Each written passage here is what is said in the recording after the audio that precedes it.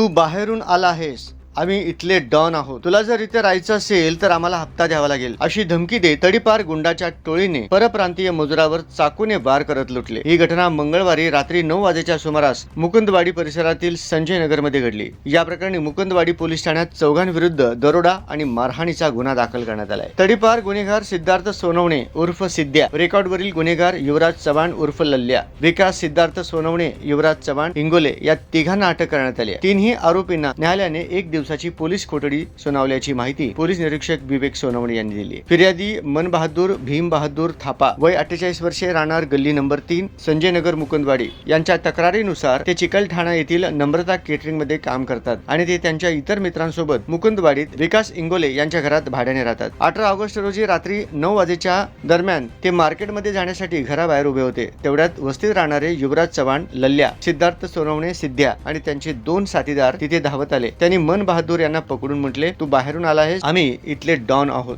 तुला जर इथे राहायचे असेल तर आम्हाला हप्ता द्यावा लागेल, अशी खंडणीची मागणी केली। सिद्धार्थ सोनवणे याला 8 महिन्यापूर्वी तडीपार केले होते। त्याच्यावर यापूर्वी 8 गंभीर गुन्हे दाखल आहेत, तर त्याचा साथीदार युवराज ही रेकॉर्डवरील गुन्हेगार असून त्याच्यावर यापूर्वी 3 गुन्हे दाखल झालेले आहेत। दरम्यान मुकुंदवाडीत गुन्हेगारांवर वचक राहिलेला नसल्याने तडीपार असताना सिद्ध्या मुकुंदवाडीत निर्धास्तपणे लूटमार करत फिरत असल्याचे समोर आले आहे।